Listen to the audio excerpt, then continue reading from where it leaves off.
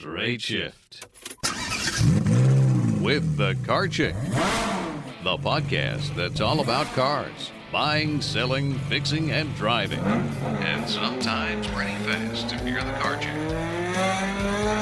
Now, here she is. Hey everyone, and welcome to the third anniversary show of the Straight Shift. I cannot believe it has been 3 years since I started this podcast. Time really flies. I started the podcast with an episode about holiday car shopping. The end of the year is usually a great time to buy a new car. The holiday deals frequently offer some of the biggest discounts of the year due to a combination of the special manufacturer incentives, salespeople are getting bonuses for the end of the year, dealers are wanting to make their annual sales quotas, as well as get rid of the old model year inventory that may still be on their lot. So the end of the year is a fantastic time of the year to buy a new car, right? But this is 2020, so all bets are off.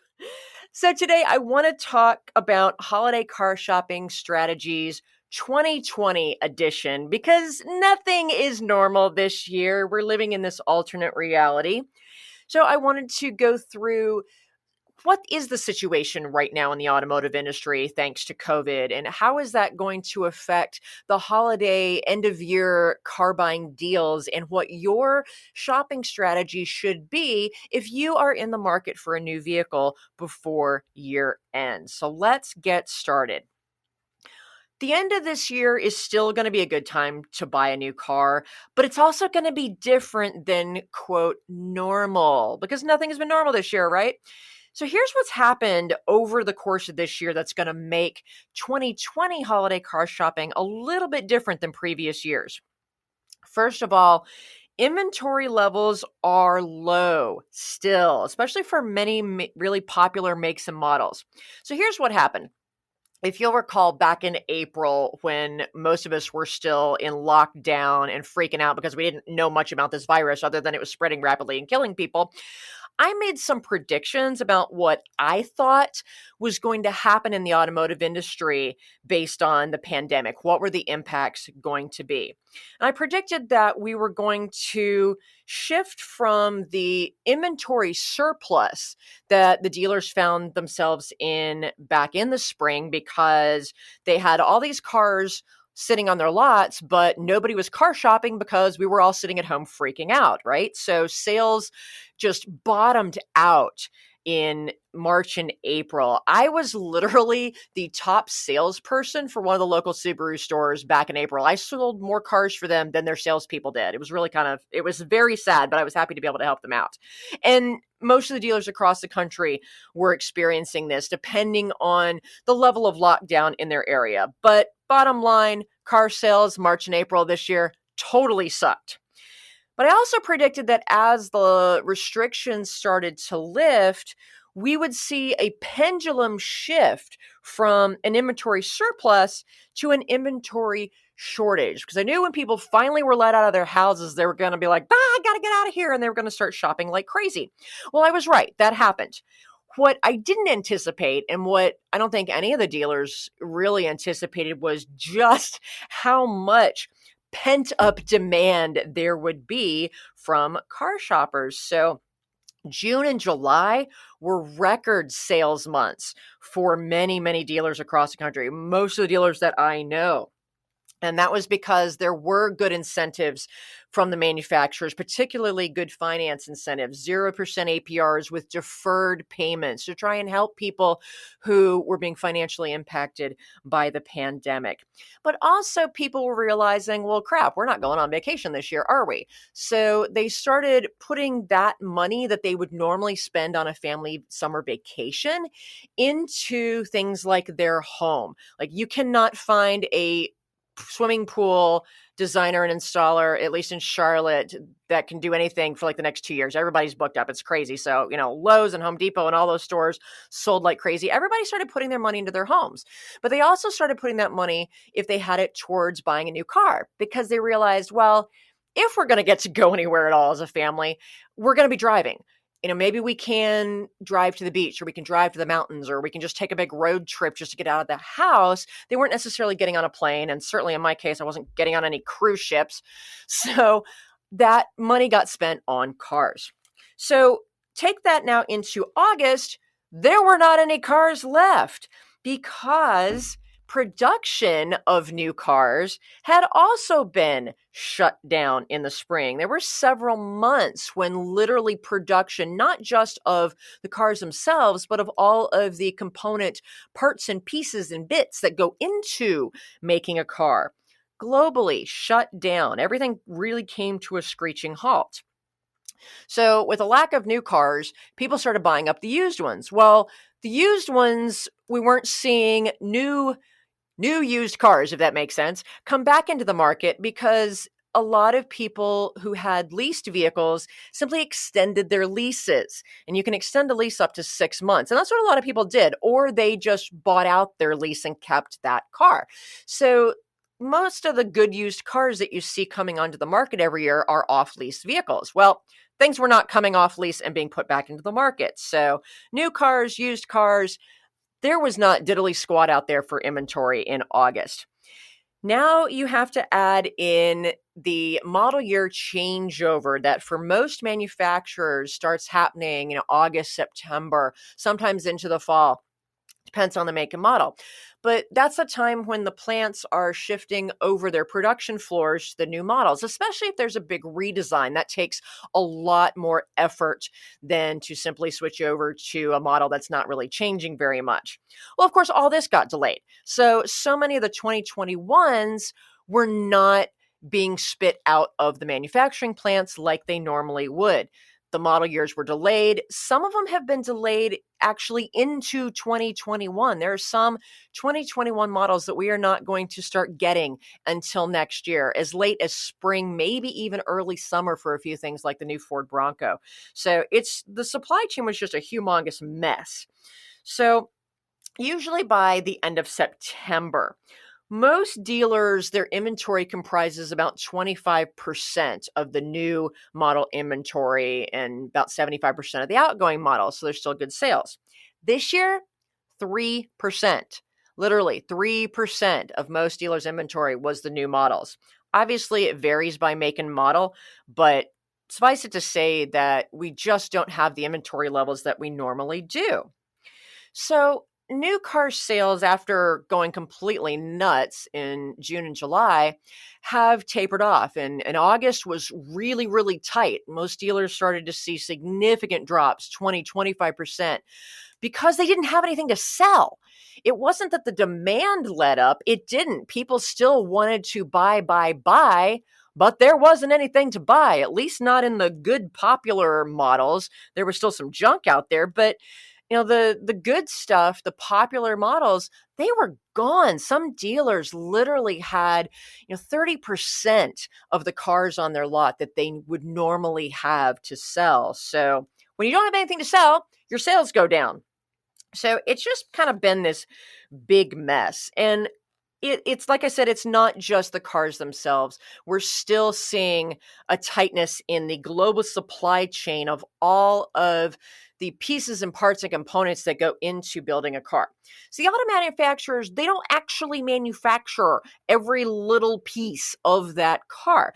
They're more auto assemblers, and they outsource the actual manufacturing of many of their components, from everything from the sensors, the infotainment systems, all the computers and screens, the airbags, even the paint. Those all come from different suppliers. So one of the big challenges any time of the year is getting all those supply chain items lined up in time for your production schedule. And it's just been a huge cluster, pardon my French, all year, because that whole global supply chain has been completely and utterly foobarred. And it's going to take time for it to settle back down and get back to a normal rhythm. And that's assuming that we don't repeat all this crap in 2021, which there's a good chance that could happen. So we have a very unusual combination of economic factors going into the holiday car shopping season this year. We have dealers that really they are desperate to make sales because they're down 20 to 25% on the year. They need to make those quotas. The salespeople, need to make some money. And they're worried about what's going to happen in 2021 because COVID's not going away. We don't really know what's going to happen going into next year, sadly. Yet they still have limited inventory in most cases, and they're not sure how that's going to shake out either. So we have a lot of unknowns, but a strange combination of dealers desperately wanting to make sales, but not necessarily having a whole lot to sell. The inventory situation has gotten better over the last month, at least for a lot of makes and models. It really depends on where that specific vehicle was produced in the world. Did it come out of a plant in Japan? Did it come out of a plant in Canada? Did it come out of a plant in Germany? Did it come out of a plant in Kentucky or Illinois or South Carolina? Cars are made all over the world, and depending on where that particular city had shutdown problems and coronavirus problems and what their production schedule ended up being, that's going to determine whether that make and model has inventory, along with what has been the demand for it. Things like the Subaru Forester, that's a really hot selling car. They're super popular. Fortunately, they're made in Japan and the supply chain is getting better on it, but they've just been so popular. So that's a model that they can be hard to come by. So again, it really, really depends on exactly which make and model you are looking for as to whether or not car is still going to be available. And are you looking at a 2020 leftover, or are the 2021s already on the lot? So how is all this craziness going to affect the quote sales and the incentives for the end of the year that are advertised by the manufacturers and that we see all these crazy commercials for? Well, fortunately, those incentives traditionally start coming out in November. You don't really have to wait to December to get an idea of what the holiday sales events are going to be like. This is why I always recommend you start your holiday car shopping in November, because very often the incentives are the same. They might get better for December, they might not. So this year, we're still going to have incentives because, the dealers, what inventory they do have, they definitely want to sell. They want to make those numbers. But don't expect there to be fire sales, especially on the makes and models that have been selling well and that have inventory shortages. And that's really true any time of year we just have the strange inventory situation. I think we're going to have a lot more financial incentives, low APRs, 0% APRs, great lease deals, than we will really large rebates. And that is often true depending on the manufacturer. Honda rarely through the year has big rebates. If there's like a $2,000 rebate on a car from Honda, something is wrong. They just don't do things that way. They tend to have 0% financing or really aggressive lease deals at the end of the year, as well as other times of the year. And we've been seeing that for 2020. The manufacturers, their big incentives have been these low APRs or 0% APRs, often with deferred payments. You don't have to make that first month payment for 3 months. We're already seeing that continue into November. And I think that's what's going to dominate the incentives going into the end of the year. Still expect, though, to see a whole lot of hype. Half of the commercials for the car sales this year, it's a lot of hype. They show the car in the driveway with the big red bow on it, and the husband or the wife, brings their spouse out. It's like, surprise, honey, I got you a car for Christmas, which is kind of a strange thing to do. Like, never buy your spouse a car for Christmas or any other birthday, anything, unless that's the exact car that they want. So never assume that what the right car is for them. It could, have some serious damage to your relationship. But kind of like the year that my dad bought my mom for Christmas a set of golf clubs. My mother doesn't play golf. My mother's never played golf. This was early in their marriage, and it's kind of a miracle that he survived that Christmas. So don't be like that. He did get much better at getting my mother gifts over the years, but people make mistakes early on in their marriage. So only buy your spouse a new car if that's exactly what they want. But I think we're going to see a lot of these, I'm looking forward to seeing if the ads are different this year. Are they a little bit more creative? Are they more focused on how car shopping has changed due to COVID and how our whole society has changed due to COVID? So it's going to be really interesting to see if that creativity and those changes kind of get into the ads for this year. So I'm going to take a really quick break. And when we come back, we're going to talk about what exactly should your car shopping strategy be and which models out there do have some leftover 2020 inventory that you can like snatch up if it's a car that you want, as well as a couple of key things that you do not want to do if you want to get a car by the end of the year. So I'll be right back after this.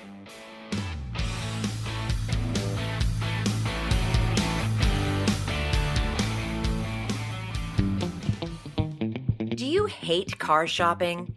Do you worry about being taken advantage of or about finding the right car at a great price? Buying a car can be a frustrating and time-consuming experience.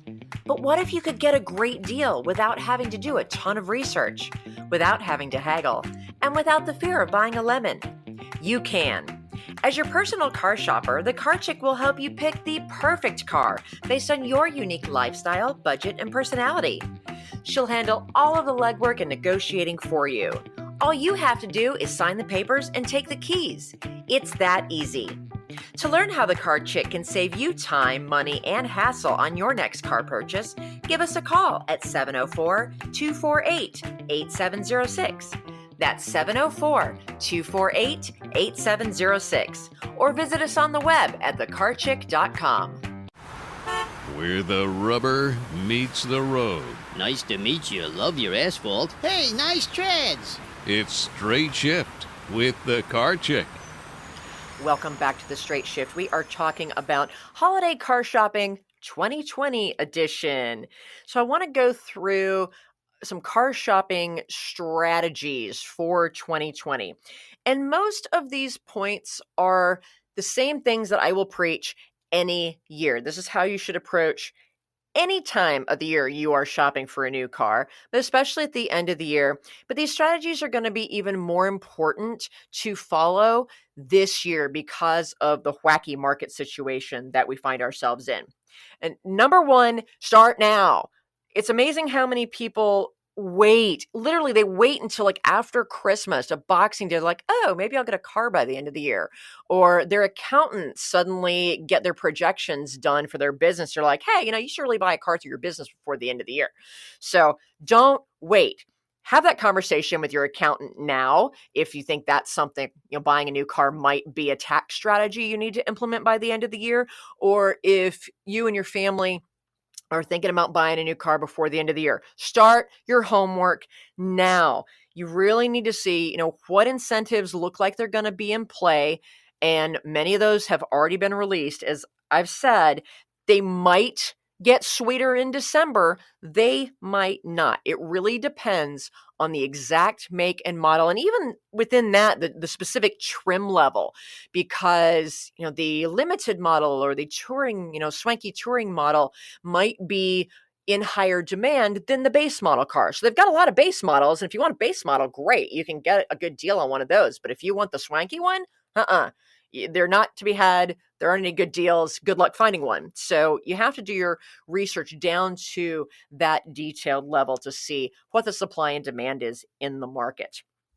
And remember, the incentives do vary by geography. So when you are searching for new car incentives, either on one of the aggregate websites or specifically on the manufacturer's website, I recommend looking at both. Be sure you put in your zip code because they are very different by geography.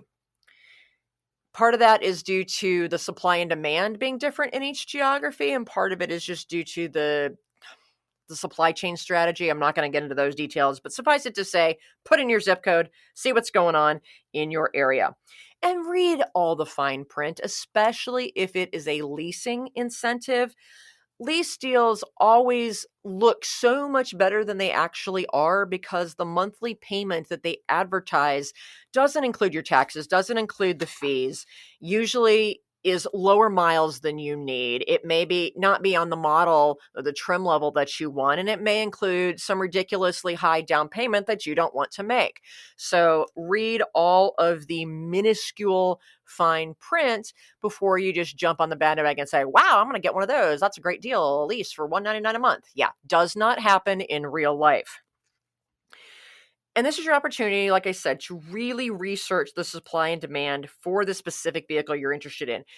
Get on the website for some dealers in your area and look up the exact model and trim level, bells and whistles, even the colors. If you want a specific color, if you only want a white and tan car, look and see if there are any white and tan cars. Because I tell you, white and tan, most popular color combination for a lot of vehicles, can be hard to find. So get out there and see what do they really have on their lot. And look, do they have 2020s on the lot? Do they have 2021s? Do they have a combination of each?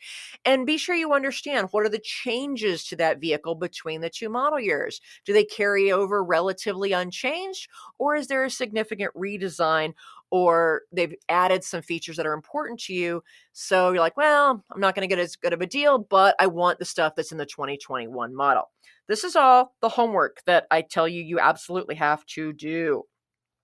So if the supply of the vehicle that you want is really low, then don't wait. Start aggressively shopping now, because you may find that you have to wait for one. You may have to order one. And like I said a few weeks ago on a podcast, I have ordered more cars this year than I have ever ordered, I think, in a combination of the last 15 years, because the inventory just isn't there. And I'm about to order another one. I'm about to order a Mini Cooper for a client out in California. So we probably won't get until February or March. So that whole strategy has not gone the way we want, but it is what it is. And she's not willing to settle for the available inventory out there. She wants what she wants, and I totally support that. I don't believe in settling if you don't have to.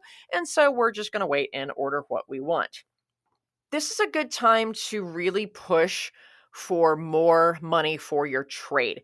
Depending on the model you're looking for, if you're buying something that's really hot in the market and the dealers are just not dealing on them and there's not a ridiculous number of incentives, and you might have to pay a little more for that car than you would ideally want, but you're trading in a decent vehicle, really push the negotiating towards that trade, because they do have more flexibility on how much they give you for your trade. And like I said earlier, used car inventory is also low. So dealers are desperate for good quality used cars.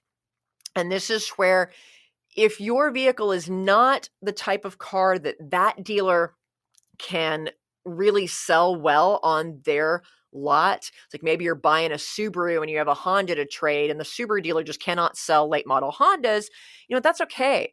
Go down the street to the Honda store and be like, hey, do you want to buy my car outright? What do you give me for it? If your car is older and is higher miles, for example, the Audi store that I have ordered an S5 for one of my clients, really beautiful car. They didn't want his 2007 Infiniti. It's a really nice car, but it's not something that, it's under $10,000. It is not going to sell on the big fancy Audi lot. But I found a smaller private used car dealer in the area that does specialize in older, higher mile, but still luxury cars. And they offered $2,000 more for it than the Audi store did. So shop your car to the dealer that you think is going to give the most money for it. You don't just have to trade it in.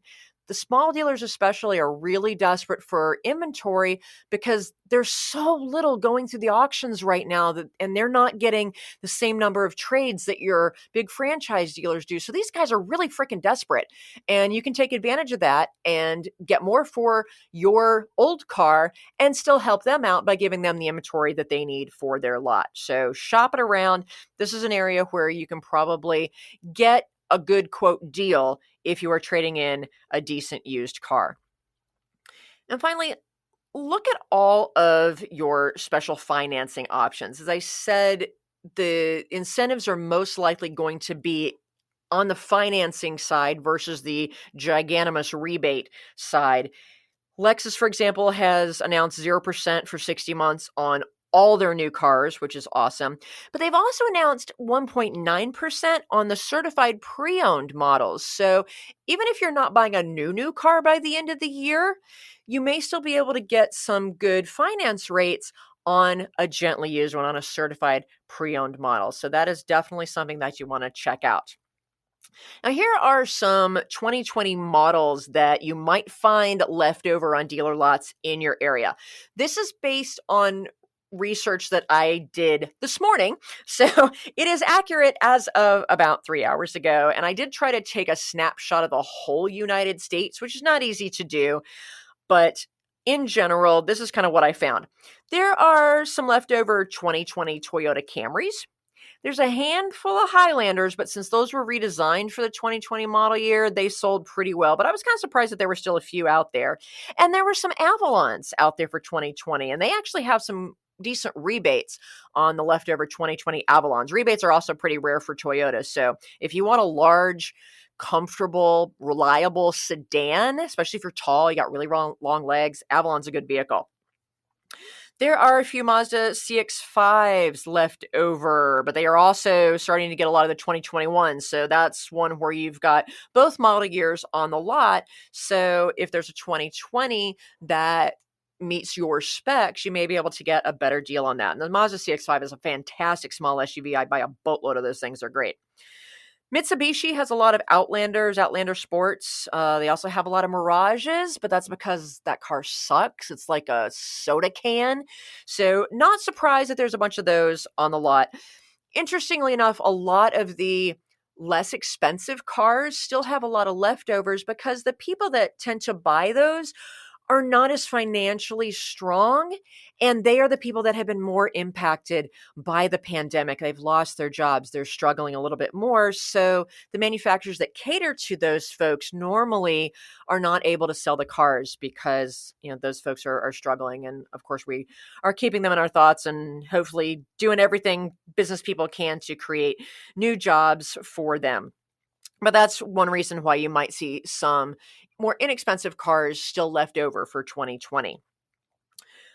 A lot of work trucks and vans, commercial vehicles are left over for 2020. So if your accountant does say, hey, this would be a great time to buy a car, take the tax deduction for the end of the year, if you need a commercial work truck or a commercial work van, there are a good number of 2020 models left over for that.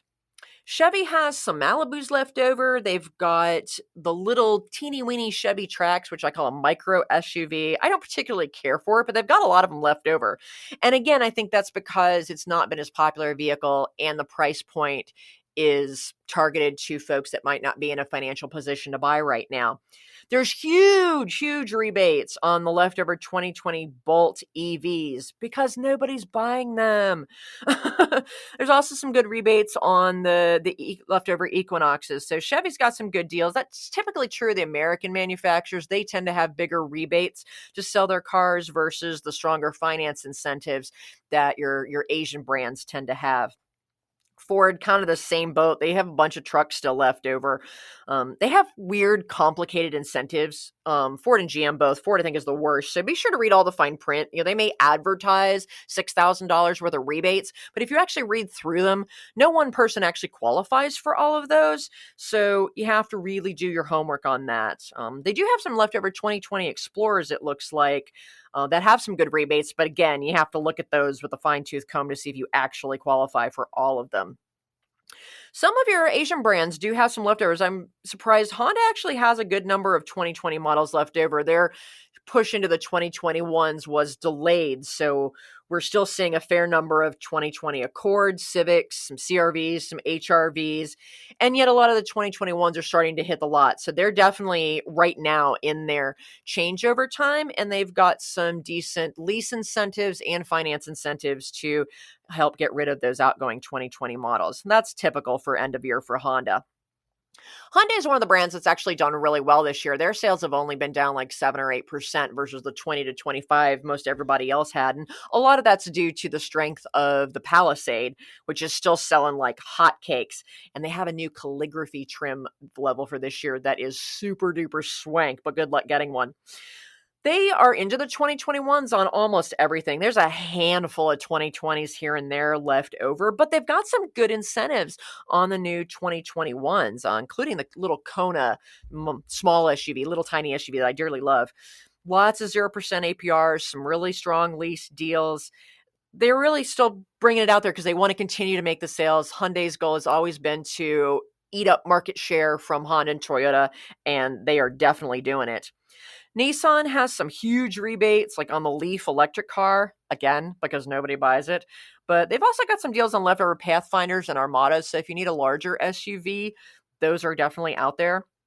Kia has some really killer rebates as well as 0% APR and some good lease deals on their leftover Cadenzas, as well as the leftover Sorrentos, which sales of those are down because, the Telluride came out and it's the hottest thing on the market. And don't expect to get any good deals on those at all. They are still selling for $4,000 and $5,000 over sticker. I was looking to see if maybe we could get a certified pre-owned model. Granted, they just came out in 2020, so finding a used one is really hard, but there were a few out there that looked to have been either loaner cars or maybe dealer demos. But even used, they are $3,000 and $4,000 over what their original MSRP was. I was looking at them like, why is this? It's advertised for $39,000, and so I pulled up the original window sticker. It was a year-old car, had like 15, 20,000 miles on it. Like, why is that $39,000 for this trim level? And the original sticker said, oh, $35,800. I'm like, so $4,000 over the original sticker, and it's used. Nope, not doing it. Just can't do it. It is a really nice car, though. In the luxury trims, Acura has some leftover MDXs. Granted, the MDX has some issues, again, with the stupid infotainment system that's been plaguing Honda and Acura. Volvo actually has some really big rebates on even the new 2021 XC90s, along with some 0% financing and some decent lease deals. So if you're a fan of the XC90, it looks like you can get a pretty good deal on some of those from Volvo. Keep in mind that if there is a rebate and a 0% APR advertised, they are almost always either or. You don't get to do both. You can pick one, but not both of them. So be sure you do the math based on how much you plan to put down and how long you plan to finance the car, and if you're going to actually finance it for the full term or if you plan to pay it off early, because sometimes it's better to take the rebates and sometimes it's better to take the 0%. So do the math both ways to make sure you know what is best for you.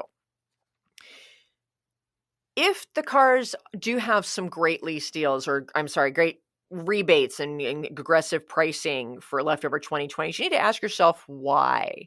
Because again, like I mentioned, things like the Mitsubishi Mirage, the Nissan Leaf, is there a model year changeover and they're just trying to get rid of the 2020s? Or was it a crappy car and nobody bought it and they're desperate to get rid of it? In which case, you just don't necessarily want to do that. Another strategy that I always recommend, but I think it's going to be even more important this year, is don't wait to the last minute. I've said it already. I'm going to say it again. Don't get to December 26th and be like, I think I want a car by the end of the year.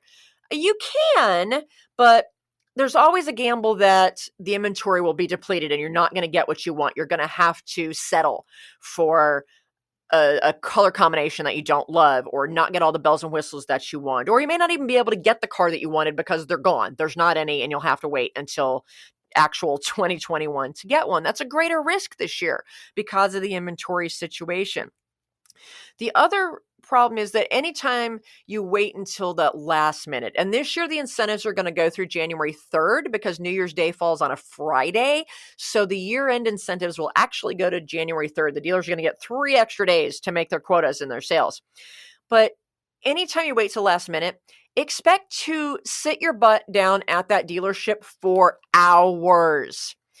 And that's annoying in good times, but because of COVID, that's a bigger risk.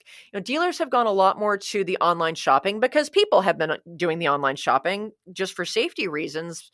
And they're realizing, hey, this is kind of convenient. And I think the dealers are getting a lot better at responding quickly to those internet sales. But when push comes to shove, they are always going to give priority to the person whose butt is actually standing there in front of them in person in their dealership. So That's another reason why I always say take your time, plan ahead, start now so that you can do it all online so that you're not wasting your holiday time sitting in a car dealership, but especially now when it's a little bit riskier to do so. And finally, don't just buy a car for, quote, the deal. If it's not the right vehicle for you, then it's not a good deal. I don't care if you saved $6,000 or $7,000 on the car. If it's a crappy car or it doesn't suit your needs and support your lifestyle and do what you need it to do, and you end up hating it, then you really didn't save any money because you're going to be unhappy and it's going to drive you nuts. And you're probably going to want to get out of it early, in which case you're going to probably lose your butt anyway. So remember, getting a great deal starts with picking the right car in the first place. So if you are interested in having me help you get a new car by the end of the year, please contact me before the end of November. Normally, I don't accept any new car buying clients after December 15th. This year, I don't know that I'm going to be accepting any new ones in December at all. If you don't get a contract signed by the end of November, I may not have the bandwidth to help you get a car by the end of the year. So just throwing that out there because I want to be totally transparent and honest. I want to be able to give all my clients my highest service, but I can only do that for so many people a month. And I have a feeling that the end of the year this year is going to be as reflectively crazy as the rest of the year has been for me. So I want to make sure that I'm able to serve my clients to the best of my ability. Now, another great resource for you is a girl's guide to cars.com. This is one of the top automotive blogs in the world. Yes, it is by women for women, but guys, kind of suck it up because the information is really good. And, if your masculinity can handle it, it's a great resource for you. I highly encourage it. I'm deeply honored to have been asked by the owner, Scotty, to become a featured columnist. So I now have a monthly car buying column with them where I'm doling out a lot of this advice to everybody around the world. But it's a really great resource. They have fantastic vehicle reviews. They really look at cars from all of the different lifestyle angles of what you might need, products, the cars themselves. It's just a fantastic resource. So be sure to check it out, A Girl's Guide to Cars.com. I hope this has been helpful for everybody. Whatever holidays you and your family celebrate this time of year, I hope you have a great time, a fun time, and most importantly, I hope everyone stays safe out there. So until next time, I'm out of here. The Straight Shift Podcast is copyright LeeAnn Shattuck, The Car Chick, 2017.